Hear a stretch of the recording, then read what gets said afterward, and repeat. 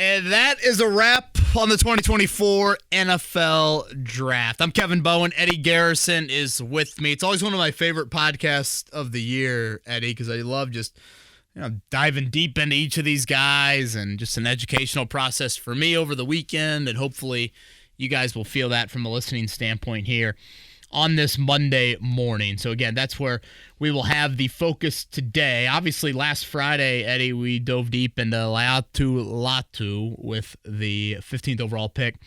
So that podcast, pretty centric there. I might throw a couple Latu notes into this week's pod and just kind of sprinkle those in on future pods. But I definitely want to make sure most of the focus today is starting with A.D. Mitchell and then going all the way through the man who thought he got prank phone called, right? Oh, that was great. How great was that audio? There's a couple of those that went around. Jonah La'uu, if I'm saying that correct. O'u, maybe, the pronunciation there. Always smart when the 7th round pick calls the GM a badass. That's probably going to help you in trying to make the roster there. So lots to get into with these 8 picks. I think before we go anywhere, Eddie, let's just start overall thoughts. Draft-wise for the Colts. I had said to you on last week's podcast, I set out kind of a very specific goal list for me with the Colts entering this year's draft cycle, and I think we have that, and I think you've kind of checked all of that off. By the way, before going any further, any apologies for audio issues we had on last week's pod. I think we got all that figured out. Some people have been messing with our controls in the studio, so apologies if anybody encountered that, but hopefully that won't be an issue today. But going back to that goal list, Eddie, number one for me was, and it was 1 and 1A, a Pro Bowl defender at a premium position. And I think in Latu, you have that ability to have that. And then, a pass catcher that grows alongside Anthony Richardson. And if you look at A.D. Mitchell, they're only separated by 3.5 months. Both of them 21 years old. So age-wise, certainly fall in line there. And then, goal number 3 was, can you find a mid-round pick that turns into a starting offensive lineman? And hell, they might have found 2. I think for Tanner Bortolini, a guy that I had mocked to the Colts in round 4, that to me is a little bit more obvious on paper. And okay, future center, you can kind of see it. Whereas Matt Gonzalez, I believe is how you say that.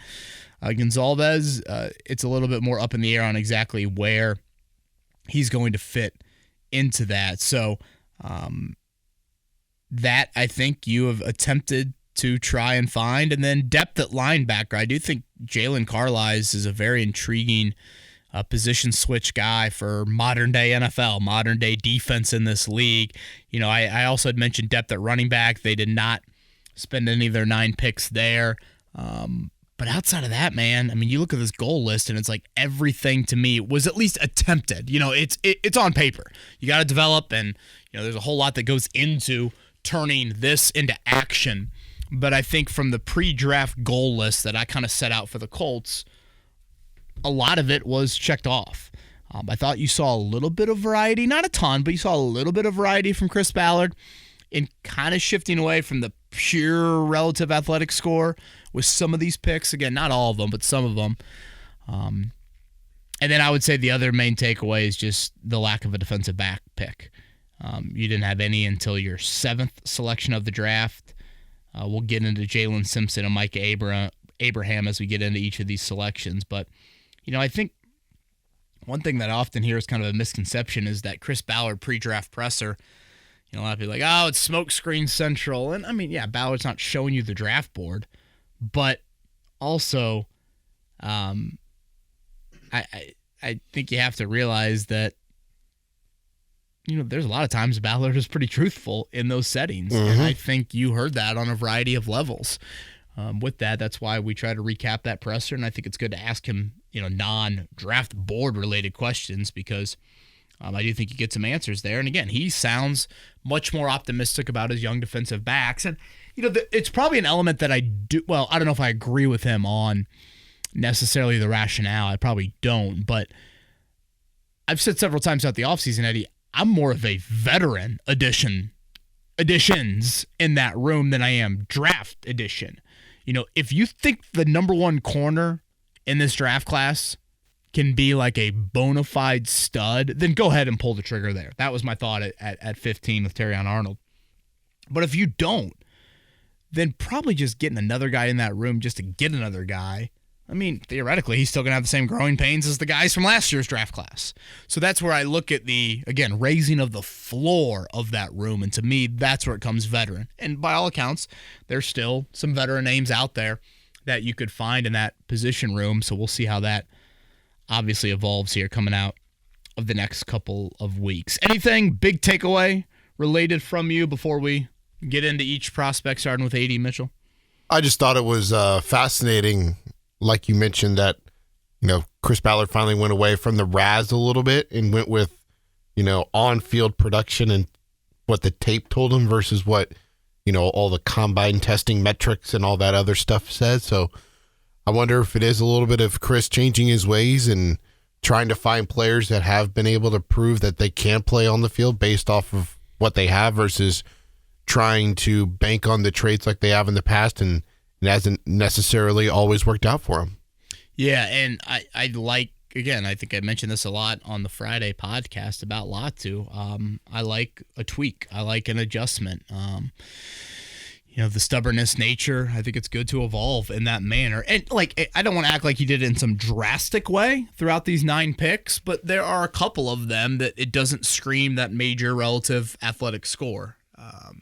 And so I think having that substance on film is really, really important. A guy like Josh Downs, he's a damn good football player, even though, maybe, again, from a size standpoint, he doesn't light up what you're looking for from a wideout point of view. All right, let's get into it if you don't mind. Yep, that's fine. Just want to list off some names here real quick of available free agent corners. Those of you that are wondering, Xavier Howard, J.C. Jackson, Adoree Jackson, Cameron Sutton, Stephon Gilmore, Patrick Peterson, Steven Nelson, Quan Williams, and Trey Herndon, and Eli Apple are the ones that kind of immediately stick out when looking at the available veteran cornerbacks. We already talked about now. And hell, I think you could make the argument safety is more important than corner. I mean, if you really want to get into the nitty gritty of it, I think we got a few Twitter questions on that, so I'll hold off anything else till then. Now, I've heard you pronounce it this way on the Colts website or one of the draft player profiles they put out. Is it Laiatu or Leatu? Because I've heard you say Leatu, but I know. Phonetically, I see them putting Laiatu, Latu. Yeah, I mean, literally the phonetic spelling that the Colts sent us was L-A-Y, so isn't that lay? Well, now it's L-I-E. And then on the Colts website? Yeah. Oh, so they must have corrected that.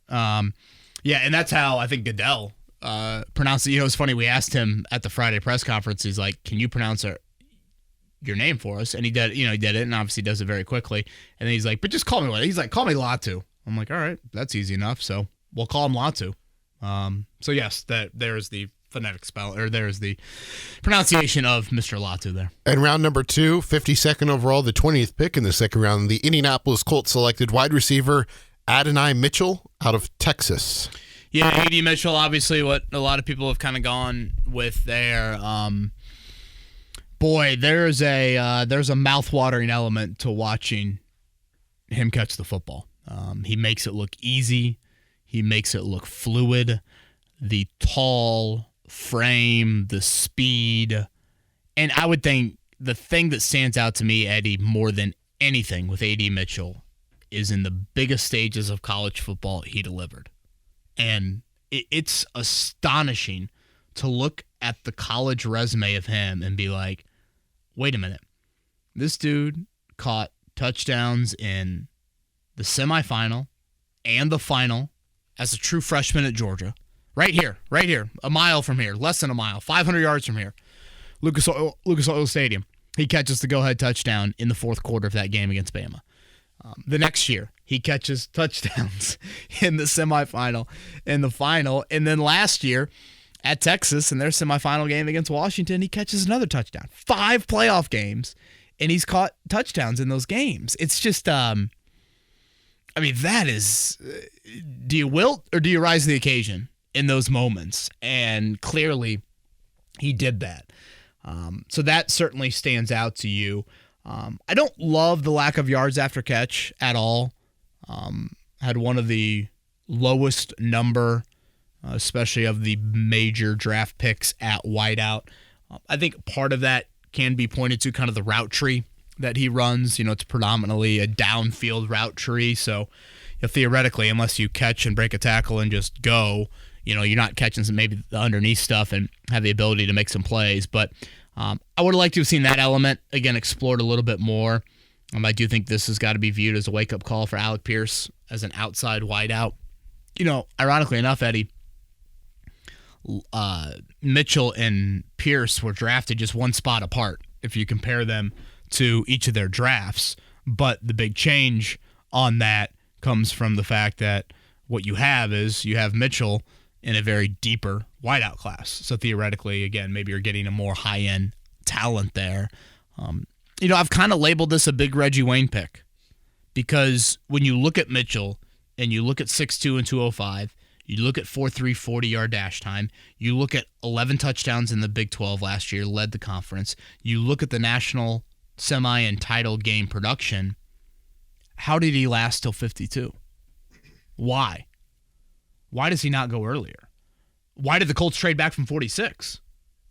The Colts had a need at wideout. Why not just take him right there at 46? So when you get into that why, I think a couple things come to mind. Well, Chris called it bullshit. Chris Ballard, extremely vocal about the off-the-field questions, however you want to label it. For those that maybe have missed it, basically I think right after Mitchell got picked, NFL Network, I think, had a report of just some questions from some teams on maturity and consistency, et cetera, et cetera. And then Bob McGinn, who's covered the draft for a long, long time, he does an anonymous scouts report, and they were much more critical. And one of them, in fact, referenced as a type 1 diabetic, they saw some significant mood changes from Mitchell when he wasn't properly medicated. Now, that's one of the rare/wild anonymous scout stories I've really ever heard. And Ballard, again, I think everyone by now has probably seen the very profane rant that he went on.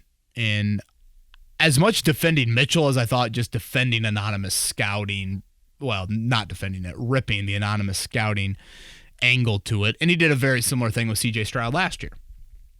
And I think Ballard's issue is just he doesn't think that stuff should be aired publicly because behind the scenes, the Colts scouts are doing the same thing. It's just they're doing it behind the scenes, and they're not going anonymous scout route. I understand where Ballard's coming from. Now, at times, Chris Ballard himself has been an anonymous source for stories. So, should the anonymous source only be used when it's positive news?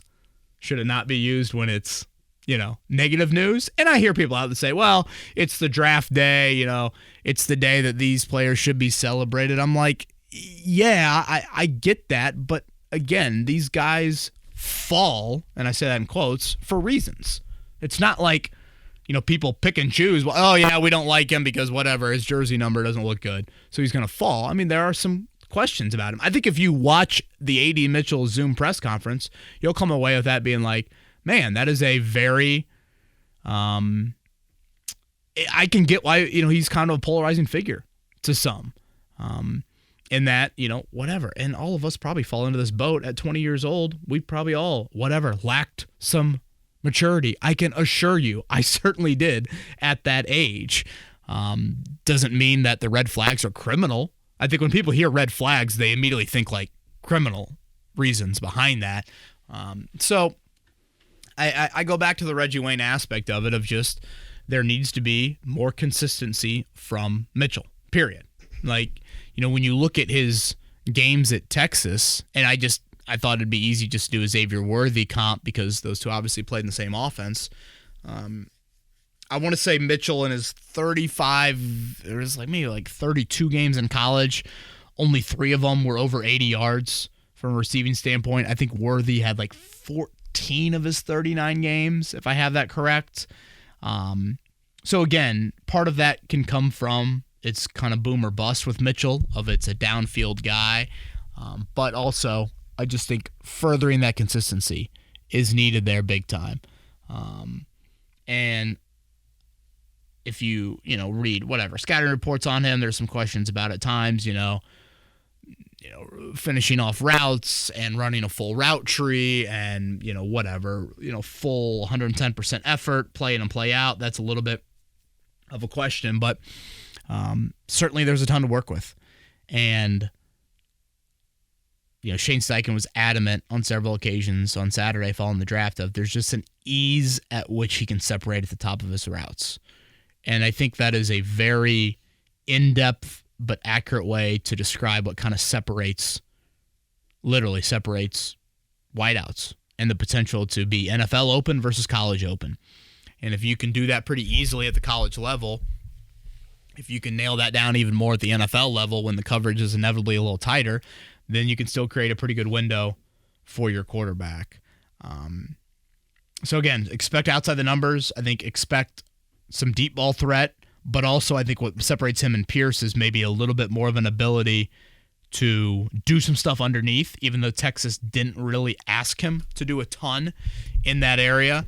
But I think that is kind of the hope with A.D. Mitchell. Had a huge game at Alabama this year. You want to talk about another kind of big-time environment for him. So, again, this is a traitsy guy without question with some nice production in big moments. Not great college production, but some nice production in big moments. Now the questions are, can you be a little bit more consistent? Can you round out the route tree? Can natural maturity occur? And if that, you've got a guy that we'll look back on in future drafts of, man, that wideout class was really deep. There was a reason why. 52 overall for a wideout in 2024 should have meant 25 overall in a given year, something along those lines. So I think that covers everything A.D. Mitchell related from me. Eddie, anything stand out to you? I think I saw this, like the 33rd team or somebody tweeted this out, that he had the lowest drop rate among wide receivers who saw over 100 targets in the last 2 seasons. He had 1 drop. Right, yeah, 6 drops as a freshman at Georgia, but then just 1 drop the last 2 years. So, yeah, and for those curious why he might have transferred, got a young daughter from Texas, and I think that obviously played into transferring from Texas to Georgia, or from Georgia to Texas after having a great freshman season. Yeah, the story on that and the letter that he wrote was fascinating. Did you read it? Yes, I did. Yeah, to his daughter. Mm-hmm. Yeah, that was great. Yeah. One of those Players Tribune type letters. So yeah, that was great. And again, you watch that Zoom, and it's a unique cat. I think when you say this term, like, it comes off as like a negative term, but I think there's a bit of a diva swagger nature to him. I mean, I asked him a point blank question, and I like to do this with a lot of prospects. I did this with Latu. How do you describe yourself as, in Latu's case, a pass rusher? In Mitchell's case, how do you describe yourself as a receiver? Latu answers that question in a very, I've got multiple I've got multiple pass rushing moves. He described the spin and the Euro step and the speed to power and things like that. Creating his own drills. Yeah, that was kind of Latu's answer. I asked that to A.D. Mitchell, and the answer is 2 words: the best. That was it. I was like, okay. I mean, that's not the answer that I'm like, usually it's like, well, I'm a deep ball guy, or et cetera, et cetera. So again, there is a swagger, there is a divaness, there is a chip on the shoulder, there is however you want to describe it. Some teams described it in probably whatever. They looked at it in a little bit more of a negative light. Other teams might say, no, to play that position, you got to have that. If you're going to play as a true freshman at Georgia, and this was not some 5-star recruit. He was not, the can't-miss guy, top 10 prospect. To insert yourself into Georgia's offense and to catch the go-ahead touchdown in the national title game as a true freshman, you got to have some swagger. Oh, yeah. You got to have some of that. It's just a very different personality than Michael Pittman Jr., Alec Pierce, and Josh Downs when you talk about those 3 guys. So that'll be really curious to, again, see Reggie Wayne's impression on the kid. Again, Reggie and Shane Steichen at the Pro Day at Texas and all of that. But there is a ton to work with, and the outside big play potential should be there. And again, you watch the highlights, and it is pretty looking. It is a smooth operator. That's a dude that, yeah, it looks right. It looks right. And honestly, you walk away from it thinking, okay, why 52? Why not 22? Like, what's there, and I just think it's a little bit of the consistency thing. But probably more, on than off the field, but it's probably a little bit of both and why that wasn't tapped into anymore. Yeah, it'll be fascinating to see how it all plays out between him and Alec Pierce, because you would assume that Adonai Mitchell's going to come in with a chip on his shoulder, like you said, because you said he was pissed that he fell that far into the draft. And, of course, it's a prove it or lose it kind of year for Mr. Pierce. Yeah, year 3 of 4 for him. And, if you look at Pierce's snap counts last year, I mean, it was one of the highest in the NFL. Yeah. And you look at the catches, and obviously that didn't happen. So, do you look at A.D. Mitchell splitting time with Pierce as kind of that other outside wideout? Do you feel like you're running Pittman into the ground, playing him as many snaps as he did? I'll be really interested to see how this move impacts that. Mitchell was the first of 4 consecutive offensive picks for Chris Ballard in the 3rd round, 79th overall, the 15th pick in the 3rd round. It's not Matt Goncalves, not Matt Goncalves. It's Matt Gonzalez, offensive tackle from Pittsburgh. Yeah, that pronunciation is going to take a while for me. Matt Gonzalez, is that what we're going with? Yes. Ooh, boy. Trade up, Eddie. That's right. Rare, very rare. Just a few spots. I'd heard some rumors the Colts liked a couple DBs here in round 2 and round 3 that went just before these picks.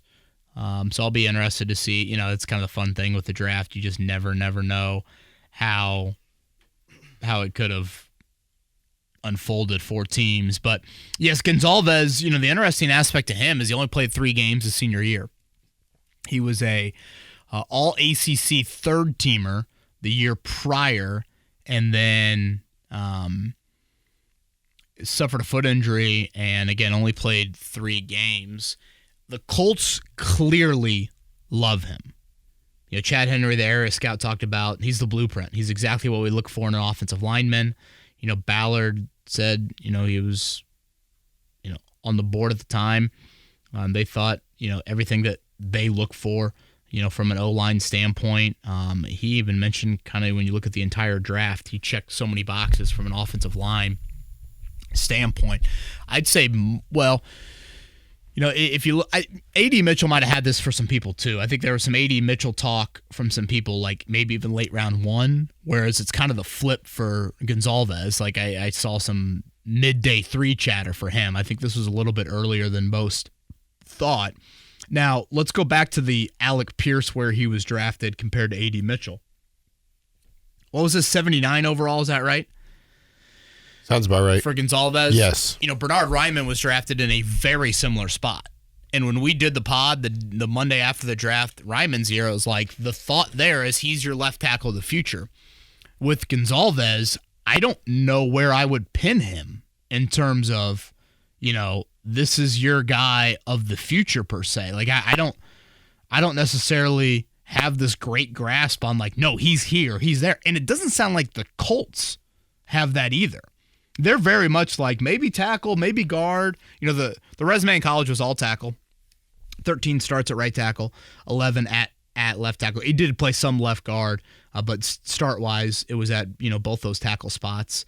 Captain, again, the injury took him out of, he was East-West. Maybe it was a Shrine Bowl. I forget which one. But I'm very, I'm confused on where the fit is. And I should say just uncertain. And, part of that is wife as a as a draft pick. Braden Smith was thought to be what? A right guard. And now he's been a right tackle. So part of that comes with offensive line play. But I just don't know exactly. Is he challenging Will Fries for a day 1 starting job? Uh-huh. Does the foot injury impact? Now, he did his pro day a couple weeks ago. But, is it more of a swing tackle? Where is Blake Freeland after a year in the weight room, et cetera, et cetera? And you don't see many guys drafted this early, I guess, with just 3 games on their senior year resume. He had several profanities on the draft call. I think you all saw that. That was great.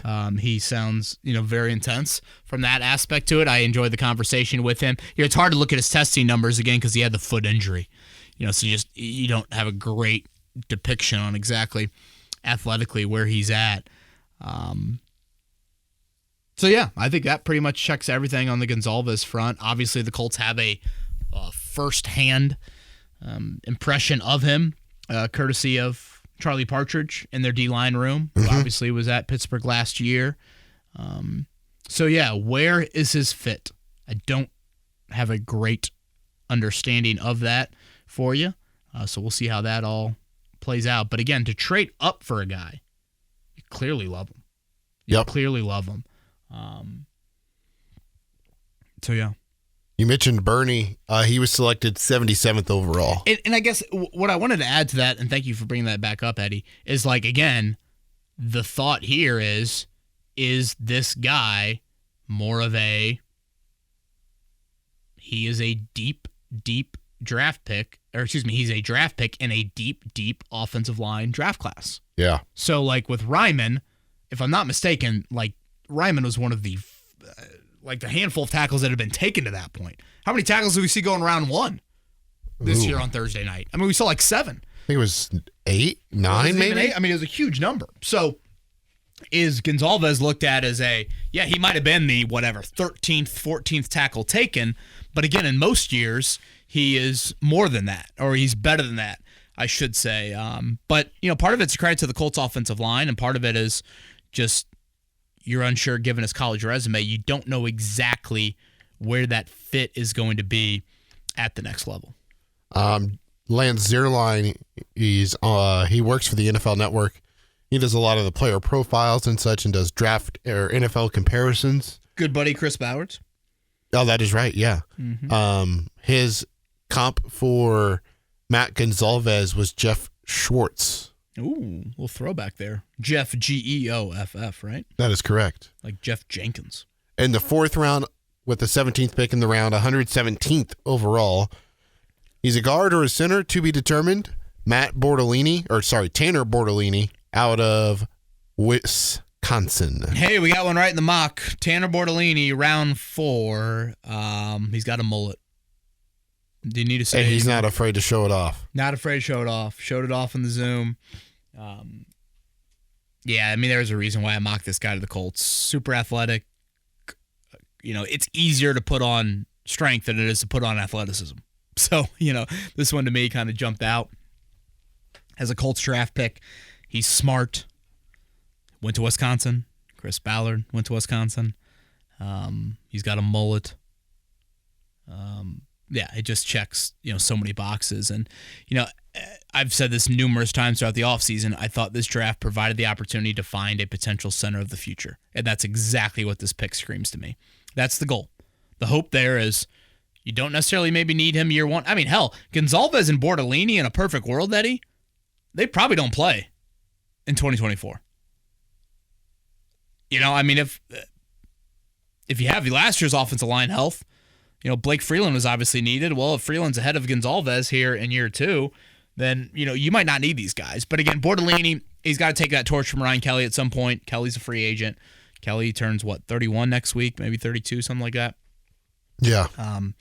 If he plays another year, then, Bortolini, whatever, maybe challenges at right guard. Again, you have some position flex ability with him interior-wise because he lined up a ton of spots.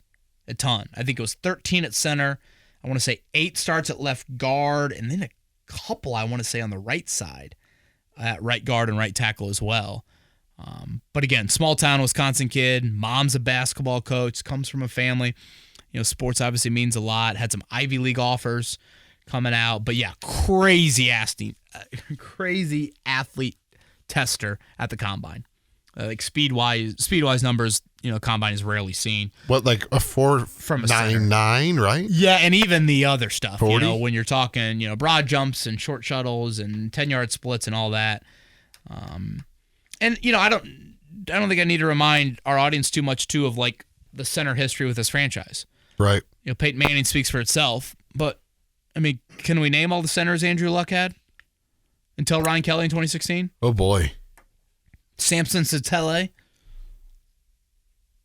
Khalid Holmes, Austin Blythe, or was that his name? Ooh, Austin Blythe. Did he get a center snap?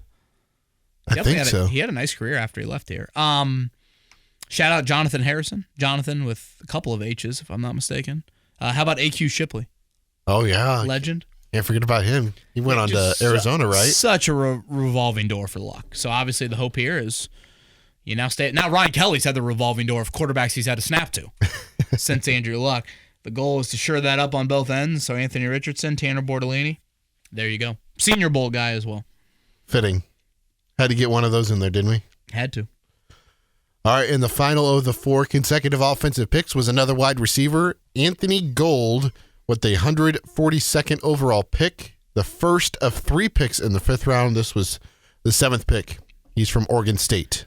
Yeah, this might be my favorite selection just because I love the outside of the box thinking a little bit here. Yeah. Of the rule change. And, I've kind of dove deep into this rule change, looking specifically at the kick return.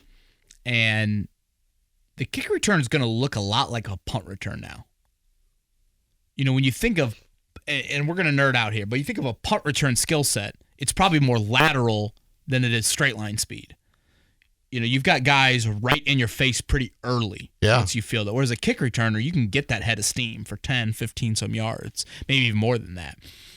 So I think you're more inclined to put the jitterbug at punt return, who might lack size, than you would put that guy at kick return. Well, now with the new rule changes, again, I think the kick return is more like a punt return skill set. So that's where Gould, I think, comes into play. 5'8", not big at all, but damn, the punt return numbers are crazy. He actually only returned 1 kick in his college career, so he really didn't do it. But punt return-wise, he averaged for his career 16.4 yards per punt return. And it's not like he had 6 returns for a touchdown that can really skew it. Yeah.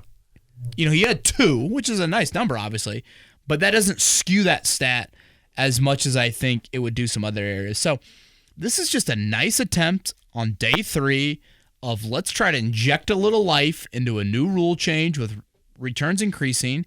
And if you can eliminate, think about it. If you look at drive start stats, like if you start in the 28 versus the 34, it is amazing to me the percentage of increase in 6 to 8 yards for a drive start.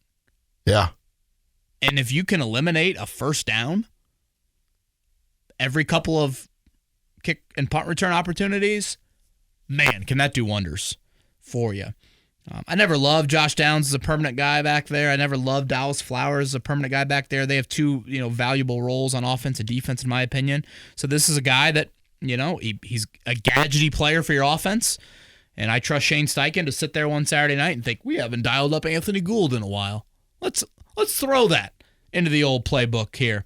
Coming up on Sunday, you might catch a defense off guard. Think a little bit of what's the guy for Jacksonville always seems to torch the Colts? Jamal Agnew. Yep. Always seems to torch the Colts. That sort of element to your return game and then potentially to your offense. He had 3 plays over 50 yards offensively, if you want to look at it from that angle. So, again, he ain't big, 5'8", 174, but there is a jitterbug element to this. So I think it's a really, really smart move by Chris Ballard and company, Brian Mason, their special teams coordinator, to take an attempt at this and see if you can tap into a rule change that I would expect to be there permanently. I know this is something we will get into down the line when it comes to the 53-man roster, but things now look very interesting in how you shape the roster outside of wide receiver, because now you have 6 wide receivers, you assume, that will be on that 53-man roster, because you know how they feel about Ashton Doolin. Right, so. And think about 5 and 6. I mean, special teams, right? Yeah. You had Doolin's history. And then that. So, yeah, I mean, obviously we'll get into that more, but, right now, that running back depth chart doesn't look very deep. So, does that mean you're keeping one short at running back? Do you keep one short potentially at tight end? How exactly do you view that there? So, yeah, I thought this was a really interesting and smart move by the Colts. Their second pick in the 5th round, I think, is the diamond in the rough. This screams a Chris Ballard pick. It was a very weak linebacker class, so they take a guy who's played both linebacker and safety, and it sounds like they're just going to make him a straight linebacker. With the 16th pick in the 5th round, 151st overall, the Indianapolis Colts selected Jalen Carlees out of Missouri. Yeah, I think, and again, who knows what the pronunciation guides are really going to say. I think it's Carlees. Carlees, yeah. lock it in here. Modern day linebacker Eddie, right? Yep. I'm with you. This is intriguing to me. Big, very big for a safety. I mean, 6'2", 227, right? Physical. Ran 4.5. I mean, this just screams kind of Colts linebacker with it. Ironically enough, he was a wideout in high school, and the only team that thought he could play defense, the only school, was Missouri. And at the time, Missouri's defensive coordinator was Ryan Walters, now the Purdue head coach. And Ryan Walters obviously has some very strong history when it comes to the defensive backs and just in general defensive side of the football, projecting them to the NFL. So this is one that, again, a linebacker pick I thought needed to be there on day 3. He played in a 4-2-5 scheme, so when you think about that extra DB, there are some linebacker, necessities needed there. And, Eddie, think of the position room he's walking into. Cato June was that. Cato June was a college safety turned into a linebacker. Richard Smith, the longtime linebackers coach, he comes from, Oakland, where at the time the Raiders had Divine Diablo, who's, been kind of in that sort of role as well. So this is an intriguing one to me of, okay, he's an inconsistent tackler at times. Thought there is, all right, if you're at safety, it's more of a full head of steam. You're more, prone to be out in space, et cetera, et cetera. If you're playing linebacker, it's shorter areas. So if you've got length and you've got speed, that should help you out. A lot of that stuff checks. And I think in today's NFL, this stuff needs to be explored to try and take away opposing tight ends. Do you have kind of that tight end chess piece? I think EJ Speed at times, can be a nice player in coverage. There were some moments I thought last year where teams try to really expose, whether it's Zaire Franklin or just the Colts in general, and getting a little bit of running back tight end, aspect to him. And again, there were some nice moments from Speed and Franklin in coverage, but still, I think that's ever evolving for you as a defense. So, this is a pick that 4 or 5 years ago might have looked a whole lot different. But I like this attempt at getting a little bit more speed, get a little more length out there, and kind of fits what the Colts mode is. On day 3, position switch time. Okay. He seems very open to it, and see what you have in, potential linebacker. Carlisle was the first of 4 consecutive defensive players to conclude the draft.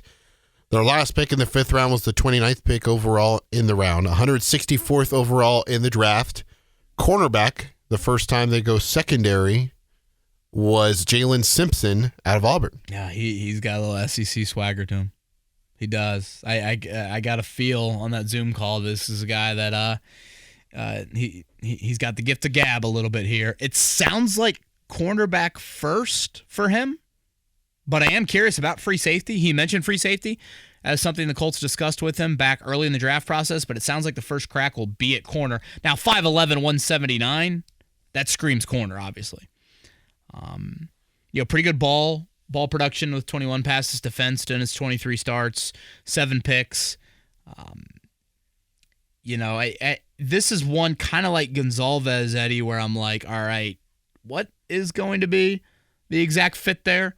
Is it outside corner at that size? Again, does he get a look at free safety? I mean, do you think to yourself, hey, free safety, last line of defense, you need uber cover, strength back there? Had to get a good stretch in. Is that where you kind of view him at and project him to the next level? Tested very well at the combine. Big time 40, if you label him as a safety, big time 40, a big vertical jump, bigger broad jump, et cetera, et cetera. So yeah, it's not like Marvell Tell vibes with this selection, but the size is really throwing me off of 5'11", 179, where exactly that, that doesn't even scream outside corner. When you think about a Chris Ballard defense or a Gus Bradley defense typically. So, 23 starts in the SEC, granted for a bad SEC team, but still, that is, a nice number here for the last couple of seasons. So yeah, where exactly he fits, I'll be curious about.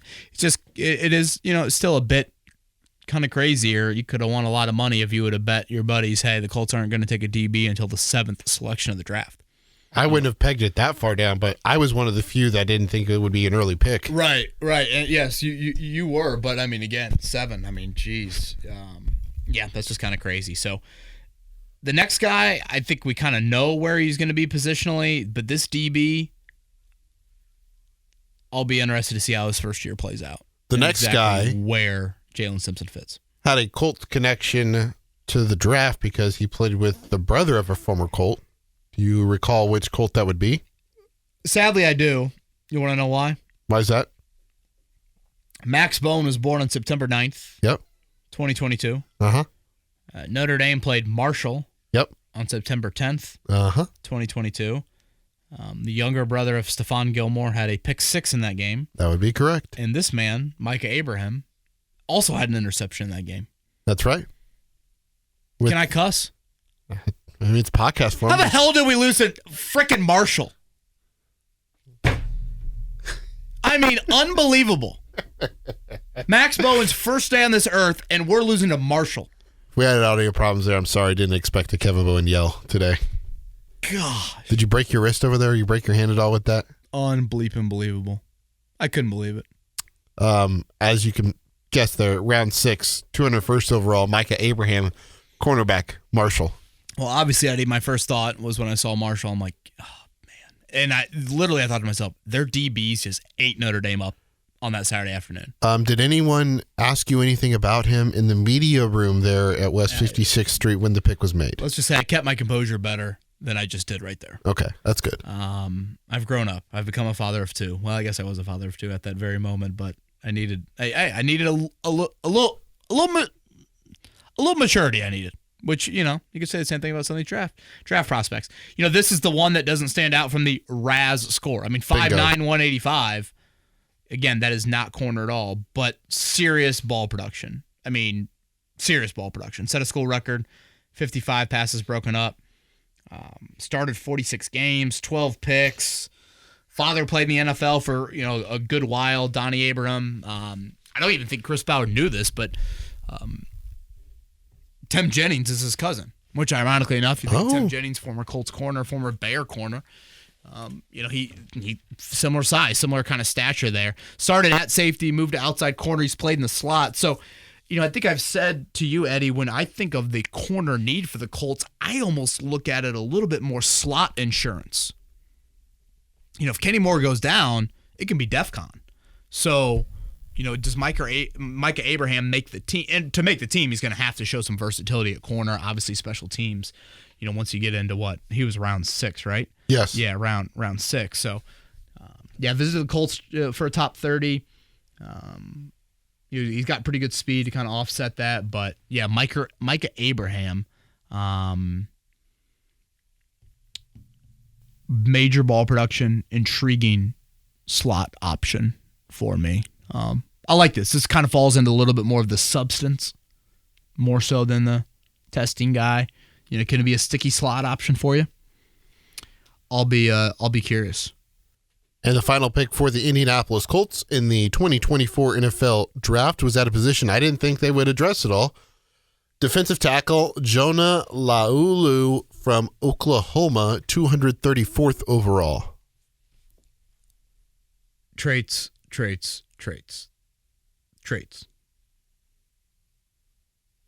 That's it. I mean, it's purely a traits pick. Let me read off the Jonah What'd you go with? Laulu. Yeah, that works for me. Let me read off his senior year resume. 13 games played, so he was healthy. Yeah. Played in 13 games, started 3 of them. 11 total tackles, 3 tackles for loss, and 1 sack for the entire season. Okay. That sounds like a Latu game. Yeah. And that's what he had his whole year. So again, this is a scream of a traits pick. I mean, even if you looked at his entire career, he played 66 college games. Oh, yeah. 4 at Hawaii, 4 years at Hawaii, 2 years at Oklahoma. If you look at his entire career. He's 24, right? Yes, one of the older prospects in the entire draft. 10.5 sacks through 6 seasons.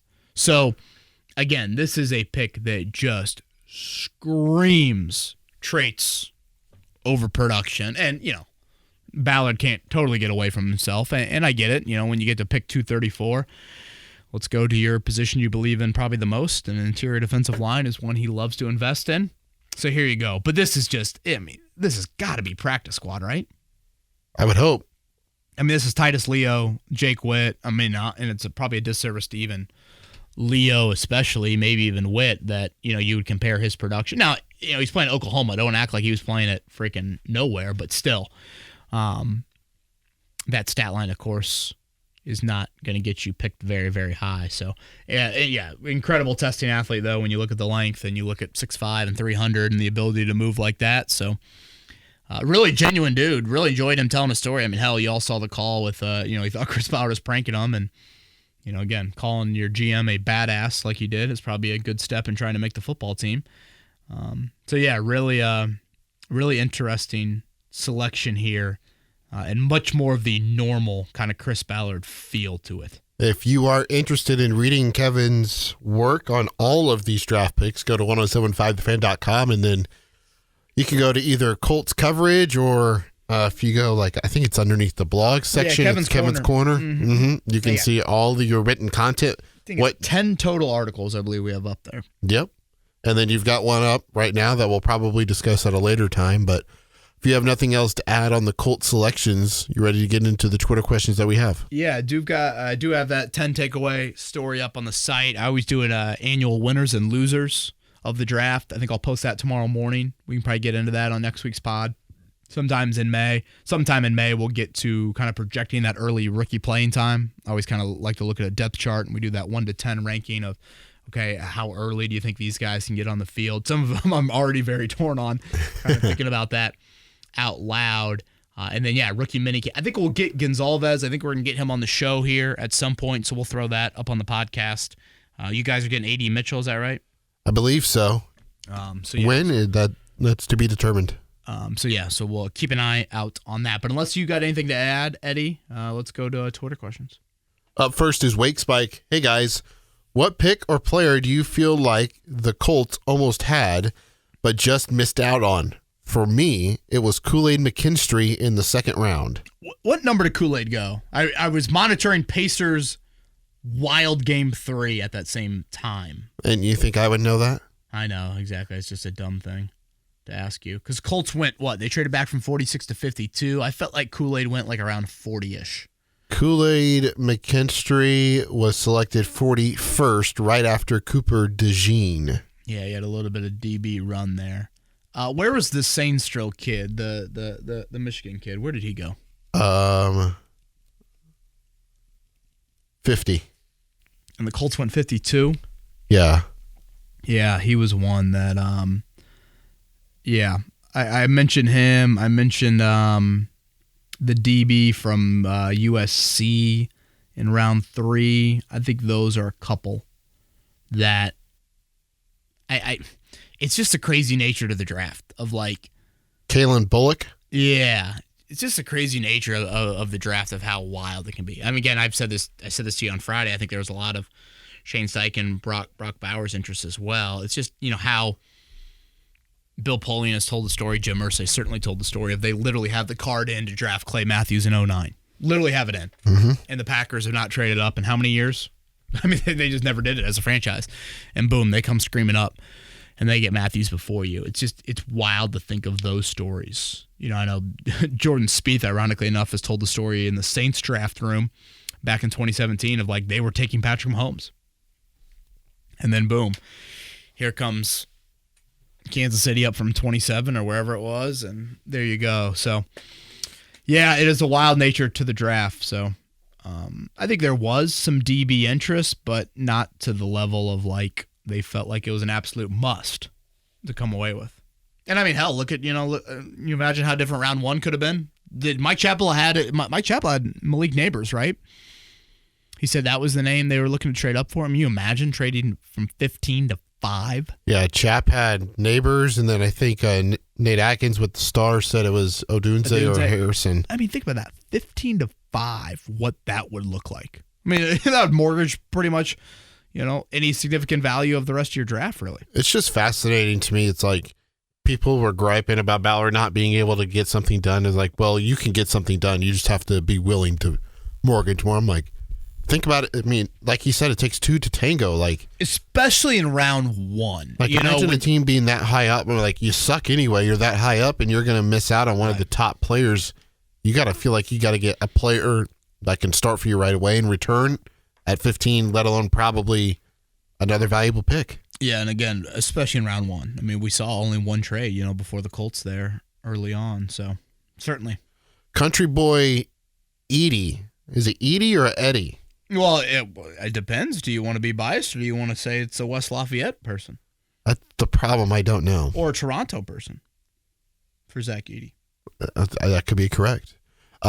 His question or her question, do you view the Gonzalez pick as more of a depth pick or potentially a push to replace Will Fry's selection? Some analysts seem to think he fits better as a guard, and the fact the Colts traded up and selected him fairly early in round 3 seems a bit rich to be purely a depth piece. Thanks. Well, certainly down the road, he's got to be a starter. I mean, you don't draft an offensive lineman, let alone trade up early in round 3, and don't think that.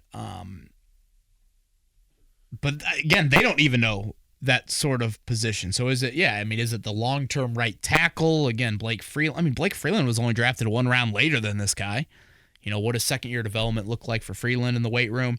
Does he push Fries this year? Does he take over for Fries who's in a contract year? Is it key depth? Yeah, all of those are. I wish I had more of an answer, but I don't think the Colts have a great answer to it. And again, he only played 3 games in that final year at Pittsburgh, and it's not like he got the all-star experience to hey, you're going to try a bunch of positions here, and so, we can get a glimpse of you at the next level a little bit here. So, I think those are very, very interesting here. Since our last podcast, Matt Ryan announced his retirement from the NFL, and major shakeup with CBS NFL Today as well. Boomer Esiason and Phil Simms are out. Matt Ryan going into the studio.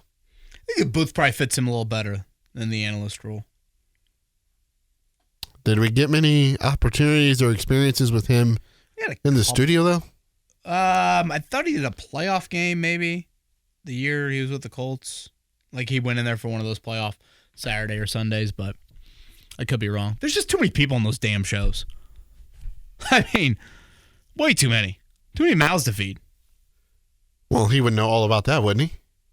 He's got 3. He's not in the Rivers camp. No, I'm talking about being a quarterback. Oh, I got you. I thought you meant how many kids he has. Mouths to feed.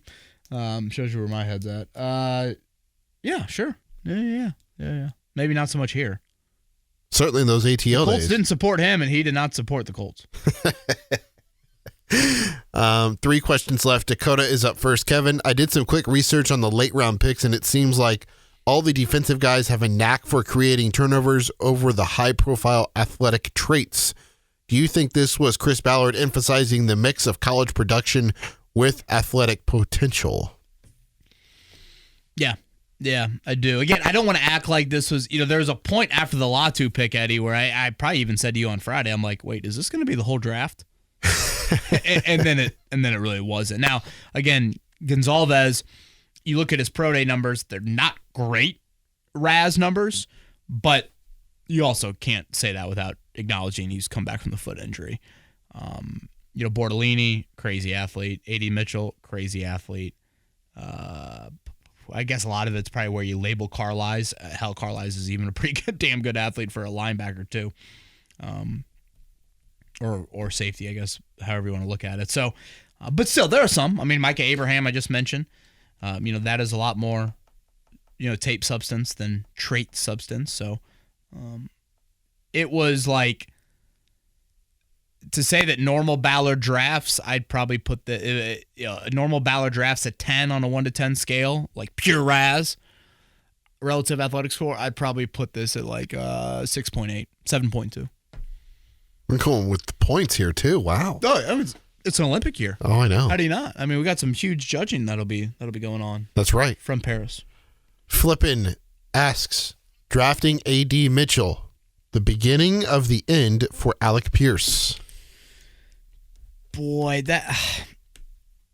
I don't think I'm that harsh on it. I mean, that's a bit. I mean, the beginning of the end. I mean, that sounds like a 30 for 30 line as they lead into the next segment. But again, I think people would be stunned how many snaps Alec Pierce played last year. I mean, it was right up there with anybody in the league at the wideout spot. And how many catches did he have for the whole year? I did the exercise a few weeks ago. I probably should look it up. Let me see if I have time to look it up. Now, again, I think a big reason why you see where Pierce and Mitchell were drafted, I want to reiterate the difference in the draft depth from those two spots. Alec Pierce played the most snaps of any wideout. Of any offensive player. Unbelievable. All right. Of the skilled Here we positions. go. I knew I had it somewhere, all right? Okay, He played. give that to us again. I have led all wideouts in snaps. That's what I had. You have all skill play, which that makes sense. No running back or tight end is going to supersede him. 1,090. And I believe he had the 135th most catches in the league. Most snaps and 135th in most that those two numbers should correlate. They're not correlating there. Now, is that quarterback last year, or was that? There's plenty of context. I'm just saying that to give you the info, and then we can add the context on it. Oh, yeah. 32 catches. Yeah. It's less than 2 a game. Did he miss a game? I don't think he did. Nope. Played all 17. Yeah. So, obviously, there's some context behind it. But you still got to have more. Yeah. You just do. You can't be, I mean, you can't be out there and be a decoy like that for all of that time. It's crazy. I mean, when I looked that up a few weeks ago, it is crazy. I was going to get to it at some point, but clearly we're getting to it now. I guess going back to the question. Again, I think Mitchell is a little bit more well-rounded. If you look at, there's a lot of their physical makeup that's pretty similar. The size, the weight, the 40-yard dash time. But I think Mitchell's a little bit better at the kind of getting in and out of breaks and that stuff. Again, go back to the Steichen comment. Steichen mentioned several times the ease at which Mitchell creates separation at the top of his routes. Mm-hmm. I think that is something that you would throw in there as well. So, the thought here is, of course, you're tapping into this wideout depth. That's exactly what you're doing. And who do you have the draft results pulled up, Eddie? I know we're going a little long on this podcast, so I want to get to in general. Will you rattle off second round? Let me see if I can pull it up too. Are you talking about overall here? Yeah, I was curious at that trade back. Again, I was, as you were at that point, I was counting how many offensive rebounds Andrew Nemhard was getting against the Timberwolves. Okay, you want me to go the entire second round here, or no, just 46 to 52. All right, so from 46, that was Jonathan Brooks. That's who Carolina took, the running back out of Texas. Tyler Nubin, a safety from Minnesota, went to the New York Giants at 47. Pick after that, Mason Smith is a defensive tackle from LSU. He went to the Jaguars at 48. Another defensive tackle from Michigan going to the Cincinnati Bengals by the name of Chris Jenkins at 49. At pick 50, Mike Sandrichel. Is that how you say the name? Sure, whatever. That one always butchers me with all those I's in there. He went 50. He's a cornerback out of Michigan. 51, West Virginia center Zach Frazier went right before Adonai Mitchell at 52. Boy, it's kind of crazy. After that Jalen Polk pick earlier in the second round, then we had a long wait until the next wideout. The next wideout was Mitchell. Yeah. Yeah, I think, it's just one of those things where you look at, there's so much of you look at Mitchell's resume and you say, wait, that dude was a 10th wideout selected? Yeah. Like, what? How? Why? And I think that's the intriguing part of it, is just more so than really anybody. I mean, I'm trying to think of anybody else in this draft class. Take out La Ulu there, the 7th round pick. He's probably the most moldable clay of anybody. Yeah. if you look at it, everybody else, substantial, play time. And he's got, I don't want to act like the dude had no production whatsoever. I mean, hell, he led the Big 12 in touchdowns last year. It was more of just the consistent production and really just kind of the one big year of it at Texas. High ankle, I think he had, year 2 at Georgia, which really limited some of that. What, he had, like 11 touchdowns? Was that the 11, number? Yeah, 11 on 55 catches? At Texas, yeah. Mm-hmm. Unreal. By the way, he is going to be a weapon in the red zone. He will be, certainly. I'll be fascinated to see how many snaps where it's him and Pierce on the outside and they move Pittman to the inside. And I guess just to answer that question a little bit more in depth, because I know we went way, way around it, I see like again, Pierce and Pittman played 98% of the snaps, something like that. Pittman's maybe a little bit less. Let's say you keep Pittman at that number, do you bring Pierce all the way down to like 50? And then does Mitchell take the rest? Is that kind of how you look at it? Do you still eat a little bit from Pittman and you slide, Mitchell over there as well? That's kind of how I view it. You don't see him as a guy that could eat a little bit in all three, like to try to keep those guys all fresh longer? Because Downs is just such a unique guy. I mean, I don't know. Does Anthony Gould eat into Downs a little bit? Yeah. You'd obviously have to see how that plays out. But I think specifically to the Pierce question, that's how I kind of view it. Again, I don't think it's over for Pierce, but Anthony Richardson better save him. Final Twitter question comes from Zach. Now that the draft is over, do we see Ballard make some moves for a veteran corner or safety? It's become clear that he's being more aggressive than years past, and signing veteran corners is in his wheelhouse. With that, if you were in Ballard's shoes and needed to make a realistic trade for a corner, who would you want and why? Well, you mentioned some of those corner names earlier. I know Steven Nelson has kind of been a popular one that a lot of fans have gone with. I'm going to go back to what I said earlier, man. I think you make the argument safety means more than corner. Justin Simmons? Yeah, that's obviously the big one. Condre Diggs, right? That's the other big one. So I think a Nelson, but again, safety, because the other thing I think about safety is you only re-signed Julian Blackmon for 1 year. Like, you've got immediate concerns, and I think you've got long-term questions at safety as well. And it's not like, I guess, Daniel Scott coming off a torn ACL maybe falls into this category, but it's not like you've got anybody, Eddie, that's like, oh, no, he just needs playing time. Yeah. Like we've seen Rodney Thomas a good amount. We've seen Nick Cross at this point for a handful of starts. Now, again, maybe he needs more than that, but 2 years in, you're like, wait a minute, you can't crack more than that? Like, so that's where I'm just a little confused at that aspect to it. Now, again, Latu and company up front, they can help you out. And I mentioned earlier with Tanner Bortolini, it's easier to put on strength than it is to put on athleticism. I think it's easier to create consistent pressure and disrupt timing in general. I think it's easier to do it from your front than it is your back end. But still, if teams can load it up there and, get you uber protected and throw a couple over the top on you, a la the first play of Week 18 against the Texans, yeah, say no more. Another name out there, Eddie Jackson. No, you only said that because it was Eddie. If it was Edie Jackson, you wouldn't have said that. You never know. He is Eddie Garrison. Do you have anything else to add? 1075thefan.com for all the written content again. Thank you. That you've done. Mondays, Tuesdays. I'm done teaching, so I guess we could kind of change it up a little bit here. Oh, you're done? On that, yes. How was the semester? Good. I think I told you maybe off air. We had a really energetic group. Very energetic, smart group. I can see you didn't get any gray hair from it, so that's good. They were engaged. Well, you got to look closely on that. And it's in there somewhere, trust me. But no, it was fun. Yeah, I blame Rosie Bowen for those. Certainly.